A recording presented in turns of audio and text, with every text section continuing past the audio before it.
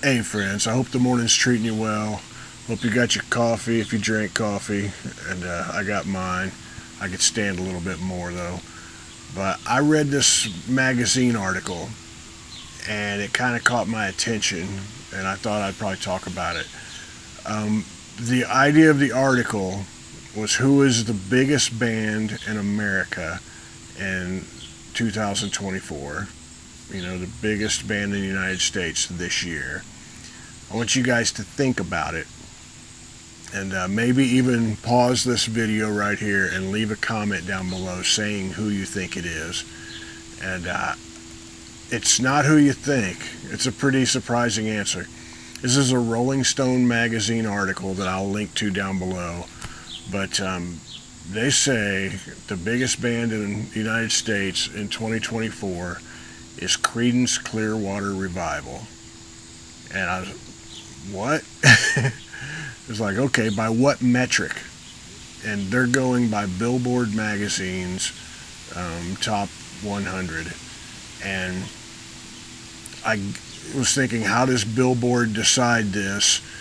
And I looked it up, and Billboard decides their charts by sales, physical and digital sales, through streaming, which I'm guessing is a huge part of it these days, streaming numbers, and radio airplay. And according to this article is kind of about how huge Creedence is right now and has been, and nobody's noticing it. That's the whole gist of this article. And they go on to say, oh, Wendell says good morning to you guys. He's a CCR fan. He's doing some chugling. So here's a quick piece from that article. It says, CCR, the most awesomely bizarre case of a classic band that's bigger than ever right now, without anyone really noticing. But their greatest hits collection, Chronicle, is riding high on the Billboard 200 every week, always somewhere in the 30s or 40s. It's currently at number 39, right ahead of the new Ariana Grande album. It's higher than anything by the Beatles or the Stones or Zeppelin or Queen. It's crazy because there's no star power involved, no cult of personality, no Freddie Mercury, no Stevie or Lindsey Buckingham, no backstory or drama. There was actually some drama, but I don't think everybody's aware of it. Or charisma. There's charisma. No biopic or TV placement, and God knows no sex appeal. Just four anonymous flannel dudes and a bunch of perfect guitar songs about rivers. And I don't agree with every bit of that there, but I think they're being a little playful with the language to make it interesting. But most of the people listening, I was curious, like, I figured most of this was either classic rock radio, because there's a lot of classic rock stations across the country, and they play a lot of Creedence, and then I was thinking streaming, but I didn't know what this, like, Spotify numbers were. So I Googled this and looked it up, and it's kind of shocked me a little bit. Let me pull this up real fast. I'll go on a little side rant about this. One of my problems with Spotify is, like, they show the top 5 songs, the most played songs. And usually if I'm trying to turn somebody onto a band or an artist, those songs in that top 5 are rarely the ones that I would choose to turn somebody on to. It's kind of weird how those songs, certain songs, because they were in a movie or something, become the most played. So it's not a great representation. Creedence, however, this is a pretty good representation. I should also say this is a good place to leave a Lebowski quote down below, if I'm guessing most of you probably already have anyway. But the top 5 songs by Creedence, the most played songs on Spotify, the number 1 is Have You Ever Seen the Rain, which is one of the songs I would play somebody if I was trying to turn them on to Creedence. That's, yeah, it worked out pretty good for Creedence. So I was looking at the view numbers on it, and I kind of messed up because there's an extra comma, and it really threw me off. Have You Ever Seen the Rain has been played 1.6 billion times on Spotify. 1.6 billion plays. That's kind of amazing. I didn't know there were songs that had 1 billion plays on Spotify. I guess it makes sense, but I see somebody with 3 or 4 million, let alone 30 or 40 million, and I'm way impressed. And here, Creedence have 1.6. Let's see, their second most played song is Fortunate Son with 1.4 billion plays, billion with a B. Bad Moon Rising with 900,000. 900 million. I'm sorry, I can't seem to put the comma in the right place. Up Around the Bend is number 4, which really surprised me.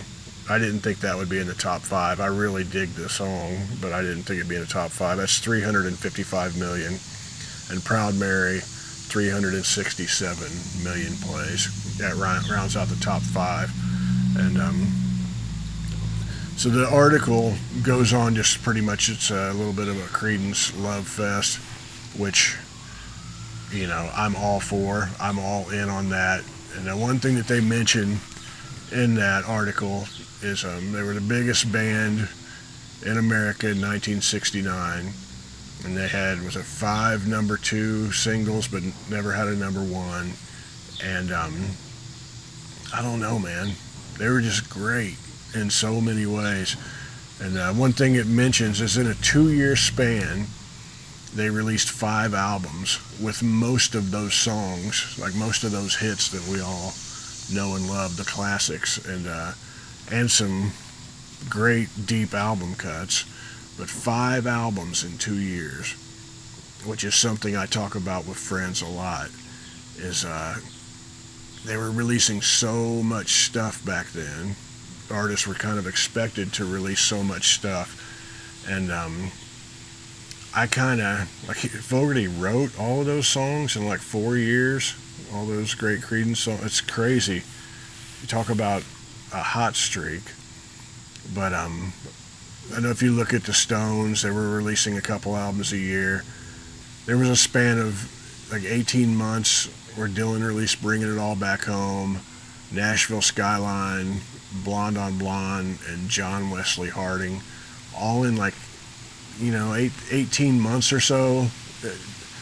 You guys can check the math on that. It was a really short time, and it's just kind of crazy, man. It's kind of, people were cranking it out. One upside to releasing that much stuff that I kind of like is a lot of times people couldn't write fast enough, so they would be covering their friends' songs, other songs that artists had hits with or album cuts, and there were just a lot of interesting covers being done to fill out albums, and that doesn't happen as much.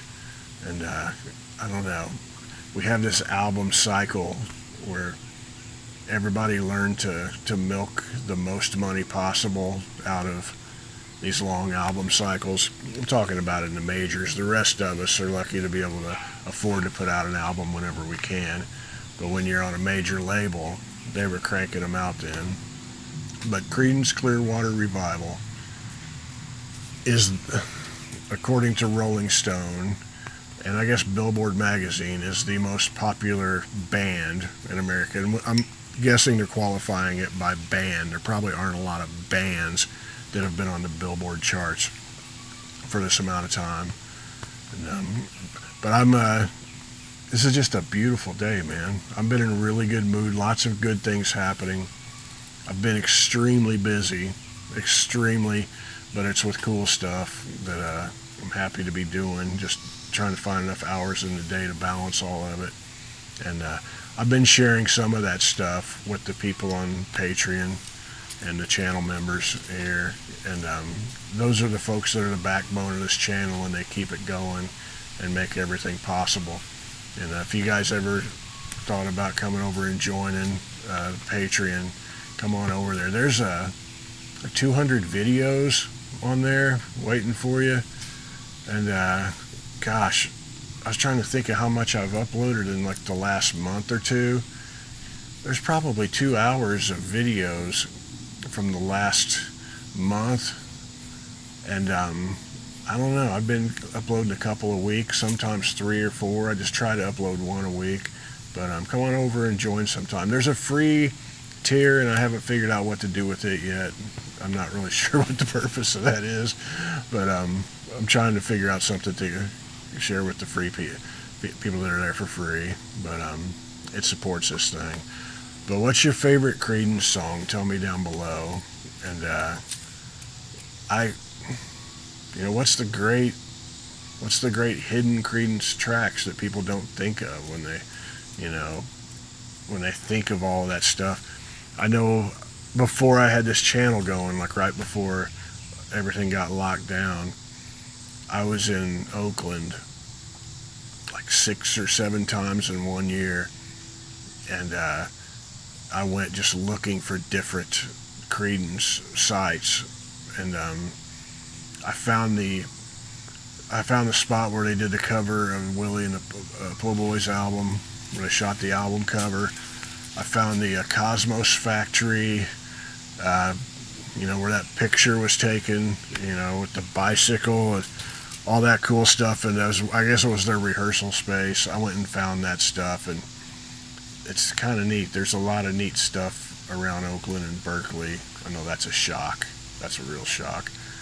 But if I was doing a channel then, I would have shared all of that stuff with you guys. Hopefully I get back there sometime soon and, share some videos. But anyhow, tell me your favorite Creedence song. I'm going to go make some more coffee and get on with the things I got to do. I hope things are good with you guys, and I appreciate you putting up with me. Much love to you. Keep on choodling.